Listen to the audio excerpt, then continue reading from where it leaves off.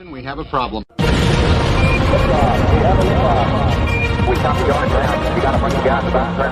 So here we go. 5 facts about the Earth they didn't teach us in school. Number 5. The motion and blazing speed of the Earth. The actual motion, speed, and unbelievable movement of the Earth in the accepted heliocentric model of the solar system says we are spinning at 1,000 miles per hour at the equator. Now that's only 1 revolution per day, but we're also zooming 66,000 miles per hour around the Sun. But how about the entire Milky Way, which includes the Earth and the Sun, as together we are racing around the Great Attractor at 2.2 million miles per hour. That's 52,800,000 miles per day and 19,272,000,000 miles per year. Now this Great Attractor we orbit is quite far. It's somewhere between 881 quintillion, 850 quadrillion miles, and 1 sextillion, 469 quintillion, 750 quadrillion miles away. And it's huge. Eta Carinae is 5 million times the size of the Sun. Betelgeuse is 300 times larger than Eta Carinae, and VY Canis Majoris is 1 billion times bigger than the Sun. The Great Attractor is 2 sextillion, 351 quintillion, 600 quadrillion miles wide. That's 2 quadrillion, 719 trillion, 949 billion times the size of the Sun. And with all the distance and the crazy spiraling and turning, not to mention the yearly 585 million mile orbit around the Sun, on January 1st, the stars reset, and through all those 19.2 billion miles, the North Star, Polaris, remains in the same spot. And no one has ever felt anything. Number 4. The sphere goes way back. Did people 500 years ago, 1,000 years ago, 2,000 or 3,000 years ago believe that the Earth was flat?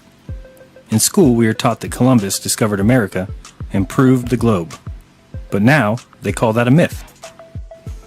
They now say that no educated person after 500 BC believed the Earth was anything but a sphere. They even tell us about Eratosthenes, and that he measured the circumference and came within 2% of our current 24,901 mile equator. That was back in 275 BC. It is a cute little story, but clearly one of dreams and not reality. First off, no books of Eratosthenes have ever been found or survived antiquity, so any belief in such an experiment would be hearsay at best. And in order for the test to work, one would need to know that the sun rays are coming in as parallel rays. And Eratosthenes in 275 BC would need to know that even though this is what he would see. And even if he did know that the sun was extremely far away, then he would also have to believe that this infinite sun went all the way around the Earth in 24 hours. Anyway, it's a nice little story, but it's untrue. In fact, flat Earth must have been around, considering we have maps for ages, but the oldest globe we have is 1492. Yes, they knew the Earth was a ball back in 275 BC, and just waited about 1800 years to ever try and make a model of the Earth on a sphere. Number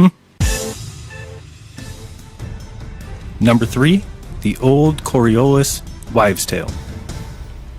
The Coriolis Effect was definitely overblown to epic proportions when taught to our growing minds in grade school. Despite what we were taught, and despite what swindlers at the equator might show you, water in toilets or tubs does not go down the opposite way in the northern and southern hemisphere.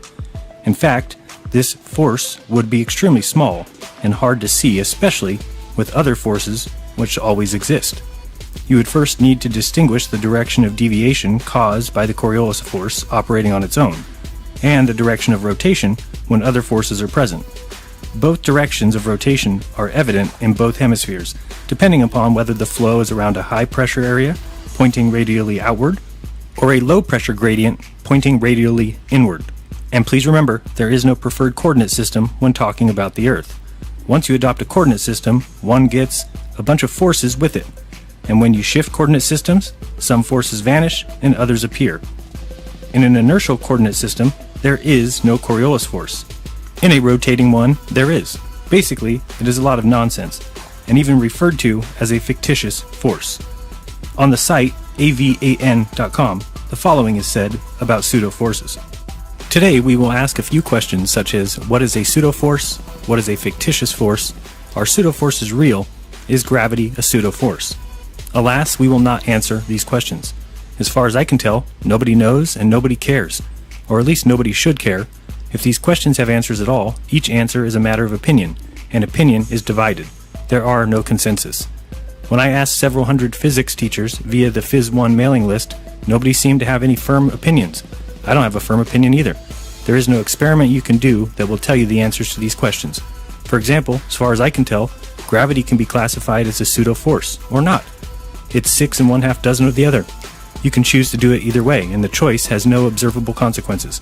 The fact that there is no easy answer suggests that we are asking the wrong questions, and that we should ask more physically meaningful questions instead. Number 2. The spin of the Earth has never been proven. Never. The spin of the Earth has never been proven. In fact, many tests have shown the opposite to be true. The Michelson-Morley experiment was set up to prove that heliocentricity was true. In fact, these tests proved, much to the dismay of Michelson, that the Earth did not move and was stationary. In 1729, James Bradley proved that the ether is not carried along with the Earth. In 1913, Sagnac proved that there was an ether, which destroys relativity, which says that there is no ether. In 1925, Michelson-Gale proved that the ether passed over the Earth every 24 hours. And in 1871, Airy's failure proved that the stars move, not the Earth, which allowed in 1887 the Michelson-Morley interferometer experiment to prove without a doubt that the Earth does not move. Did you learn about these experiments in school? Of course not. In fact, there is no experiment that has ever proved that the Earth moves, and many more that prove the opposite. Albert Einstein said, "Soon I came to the conclusion that our idea about the motion of the Earth with respect to the ether is incorrect if we admit Michelson's null result as a fact. This was the first path which led me to the special theory of relativity. Since then, I have come to believe that the motion of the Earth cannot be detected by any optical experiment, though the Earth is revolving around the Sun." James A. Coleman said, "The easiest explanation was that the Earth was fixed in the ether and that everything else in the universe moved with respect to the Earth and the ether. Such an idea was not considered seriously, since it would mean in effect that our Earth occupied the omnipotent position in the universe, with all the other heavenly bodies paying homage and moving around it." Julian Barber said, "Thus, even now, 3.5 centuries after Galileo's condemnation by the Inquisition, it is still remarkably difficult to say categorically whether the Earth moves, and if so, in what precise sense." Stephen Hawking said, "So which is real, the Ptolemaic or the Copernican system? Although it is not uncommon for people to say that Copernicus proved Ptolemy wrong, that is not true. As in the case of our normal view versus that of the goldfish, one can use either picture as a model of the universe, for our observations of the heavens can be explained by assuming either that the Earth or the Sun is at rest." And finally, George Ellis said, "People need to be aware that there is a range of models that could explain the observations. For instance, I can construct for you a spherically symmetrical universe with Earth at its center, and you cannot disprove it based on observations. You can only exclude it on philosophical grounds. What I want to bring into the open is the fact that we are using philosophical criteria in choosing our models. A lot of cosmology tries to hide that." So, they have made the Earth spin and orbit the Sun not through the scientific method, but through their ideology and desire to keep the Earth and its importance minimized as possible. And lastly, number 1, 'tis the season to be folly. The seasons, as explained by heliocentrists, are extremely flawed.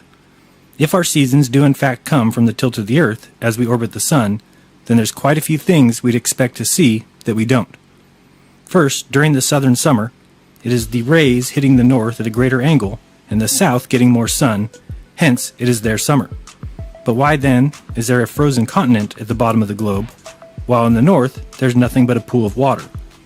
Because during the northern summer, the same thing but opposite happens. The north is getting the greater sun, as the south is getting the higher angled sun. Why then do we have this pool of water and no North Pole ice cap? So if, as we are taught, the tilt led to the seasons, then north and south would be the same. Also, we would expect to see hotter temperatures on Earth in the south. Why, do you ask? Well, there's a little known fact in the heliocentric model that the Earth is actually closer to the Sun during the southern summer. Yes, that's right, if you live in the north, during your winter, the sun is closer to the Earth. By how much? By 375 Earth diameters. So we should see signs that the south is slightly warmer than the north. Well, do we see any signs of this 375 Earth diameter difference? The south has a frozen continent. The north does not. The north has 14 of the hottest 15 temperatures of all time. Lastly, let's take a look at the difference between 70 degrees north and 70 degrees south. Virtually, they should be close to identical. If anything, the south should be slightly warmer and more nurturing for life. We should see comparable temperatures, seasonal changes, length of day, plant and animal life, and the fact that there is so different of a selection of animals and plants tells us the globe model has major faults. In the north, we get warm summers. The southern summer does nothing to change Antarctica. The south has eternal winter, and the snow never melts. As far north as you can go, you'll find birds, reindeers, squirrels, rabbits, insects, and all decorated with plants, shrubs, flowers, and more. Within 70 degrees south, no plant, insect, or bird is found. At 49 degrees south, only 18 species of plant exist. If you go to 65 degrees north, which is 16 degrees further from the equator north, you can find Iceland, which alone has 870 species of plant. On the Isle of Georgia, at 54 degrees south, same latitude as England in the north, where forests, shrubs, and all kinds of plants and flowers exist, Captain Cook said that there was not a bush or shrub to even make a toothpick. And beyond 70 degrees south, no plants, flowers, or trees exist. And again, 14 of the top 15 temperatures of all time are found in the north, not the south. So, there you have it. 5 facts about the Earth we didn't learn at school. So to you kids out there, when you get back from Christmas vacation, ask your teachers about these 5 facts and see what they say. And to recap one more time, the motion and speed of the Earth around the unfathomably huge and never observed great attractor are too great to ignore. The spherical Earth belief may be a recent addition to our knowledge base, as the idea of 1800 years passing with no globe ever being constructed is too great to ignore. The Coriolis Effect is a fictitious force, and our circling weather patterns have much more to do with winds and pressure differences than anything to do with a 1 rotation per day spin that would have very little, if any, effect on water or weather systems. The spin of the Earth is not a scientific fact. In reality, it's the opposite. A religious belief, a dogma, and a presupposition for those who want to join or compete in an academic or scientific environment. And the taught reason for seasons does not meet our reality. So, there's lots of work to do. If the answers that you are given by those you ask are wrong, then no one should ask why you're questioning those answers, as it should be apparent that when one asks questions, they're actually looking for answers that are true. And it appears you're going to have to find those on your own. So let those who want to believe in lies believe them. You can lead a man to a river full of fish, but if he's content with starving, it will do no good, because only when that man is hungry will he see that the river is full of fish. Otherwise, he may even argue with you about what difference does it make if there's any fish at all. And he's right. The river is for those who are hungry. And with the breadcrumbs and the imitation and artificial food that we all got from our public schooling, it has left many of us dying for any food that we can find. So be kind to each other, and don't lie to each other, and open your mind, because there's truth inside.